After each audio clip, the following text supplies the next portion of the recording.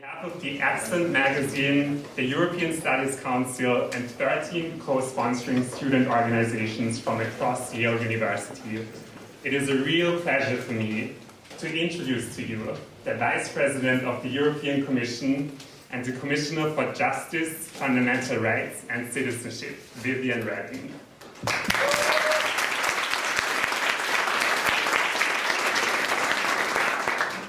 I would like to tell you that as an Austrian and as a European citizen, there were a couple of moments in the past when I was disappointed about the way the European Union is going forward, or not going forward, about the lack of vision of certain politicians in the Union.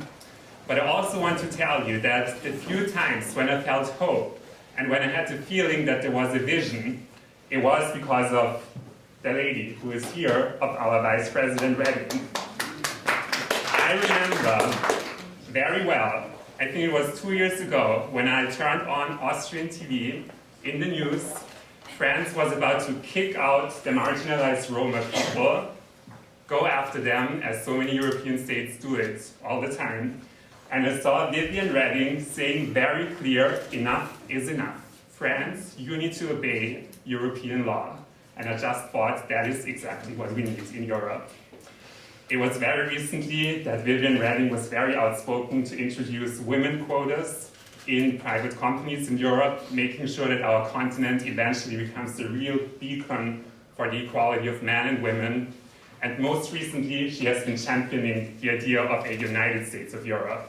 So I feel inspired. I look forward to a great debate today, and there is no better way to facilitate that debate than you, together with Professor Sela Benavides, who is one of the most distinguished intellectual professors at our university, and whose work on citizenship, cultural identity, and gender contributes greatly to the intellectual discourse here on campus. Thank you very much. Merci beaucoup.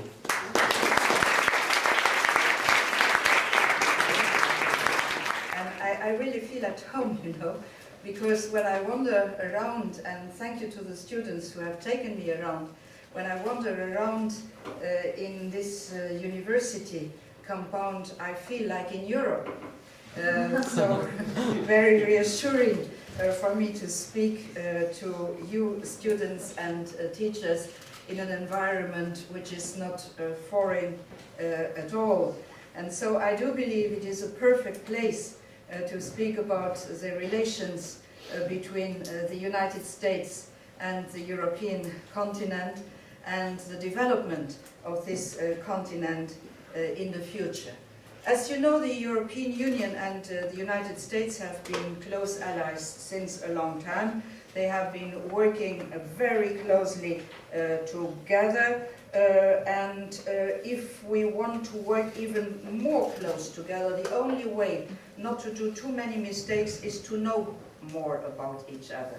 And that is why also it is so important that you have in this university a space where you can debate about the development not only of the American states, but also about the European states and the way they build a federation.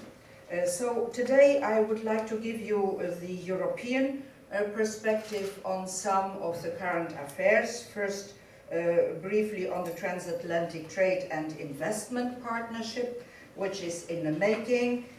Second, on the topic of the biggest economy in the world. And third, I would like to speak about the United States.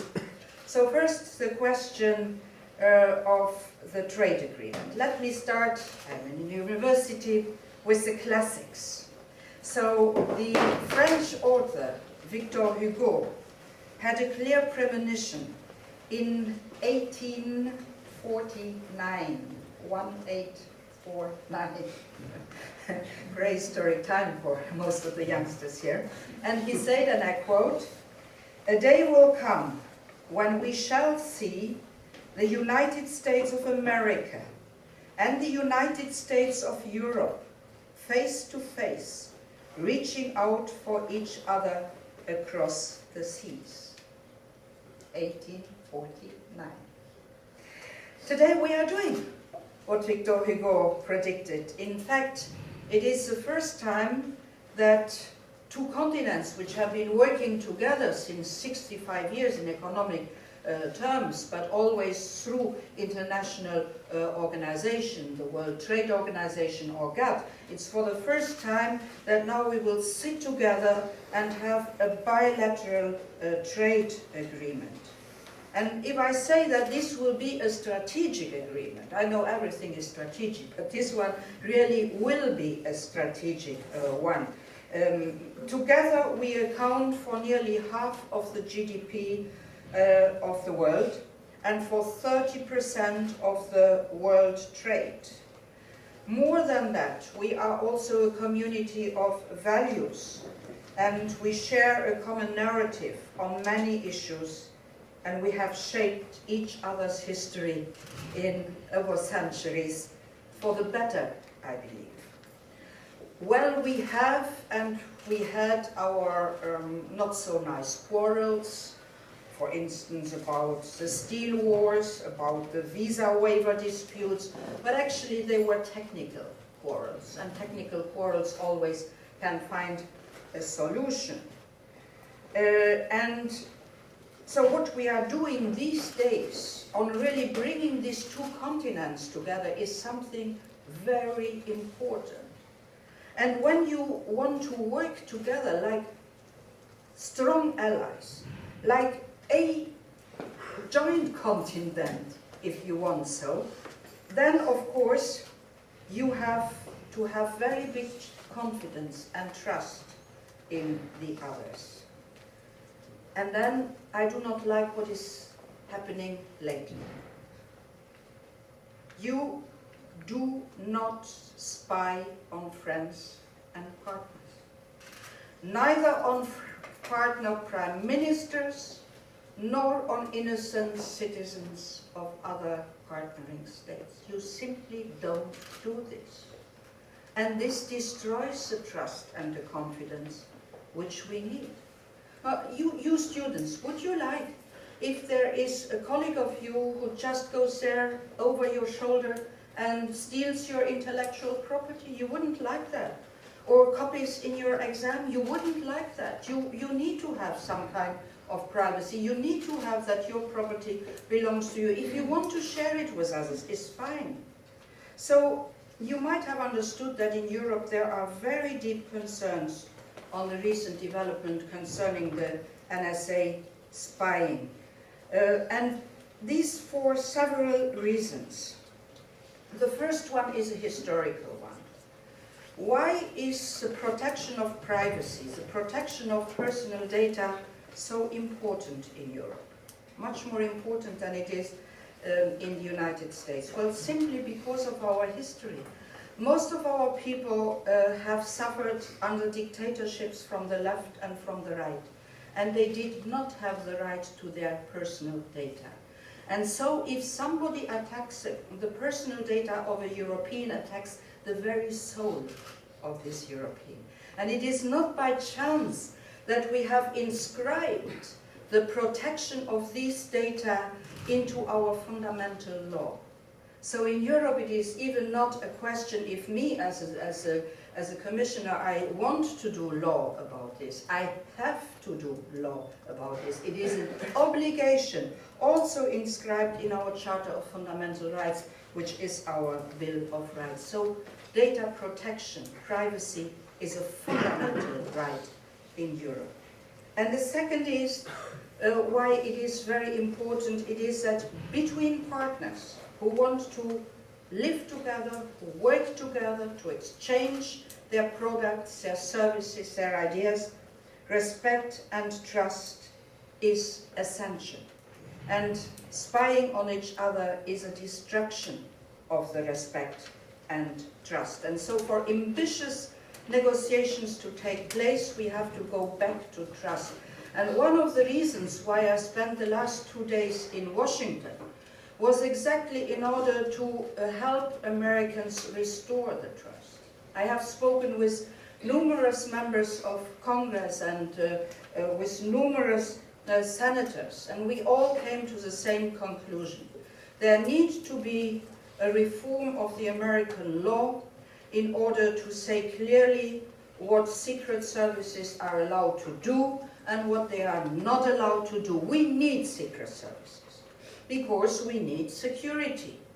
But there always has to be a balance between the rights of the individuals and the security of a group of individuals.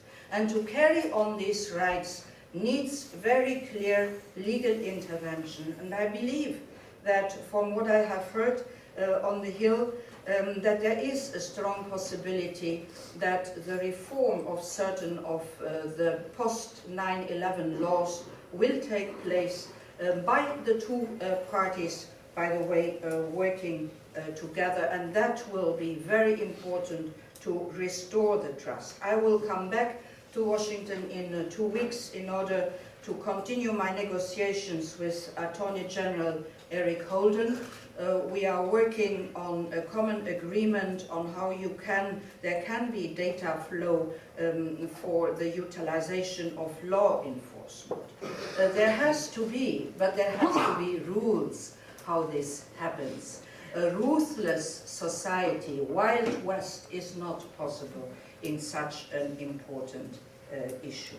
And I am sure that this bump on the road will be cleared and that we can advance, because we really do need this transatlantic trade agreement. Why? Because you and us, we need to generate growth. And not a growth where we have to pay a lot and this will enhance the public debt. No, we need to have a growth which is not paid by the use of public money. And second, we need to get rid of the unnecessary barriers which still stand between us, and often for no good reason. Often they are hidden trade barriers with another name. And third, and that is something I am working on with my American counterparts since a very long time, instead of putting our energy into fighting our different standards, we should combine our different standards, advance together on this road, because that will then be the road towards a golden world standard. If both of us, we agree on common standards, you will not be imposed Chinese standards tomorrow, because then our common standard will have become world standards. And this trade agreement, this comprehensive partnership, is going to bring a lot of economic gains for both of us. 160 billion per year for the EU, 130 billion for the United States. By the way, for the United States, that would mean the addition of another Oklahoma to the national economy, just to give you a sense of the volume which that represents. Moreover, it is a sign of confidence which businesses need. So joint leadership on the global scale is the security, the legal certainty our businesses need in order to develop. But it goes beyond of this, and it will not be at the expense of the rest of the world. It is not, as many think, that we are going to construct a wall around the two continents and not only around one continent. On the contrary, common standards will make it so much cheaper for producers in other parts of the world to engage into world business. That will have a very positive impact on the GDP of the rest of the world by almost $130 billion a year. So you see, such a trade agreement eliminating the red tape will be in the interest of everybody. And I must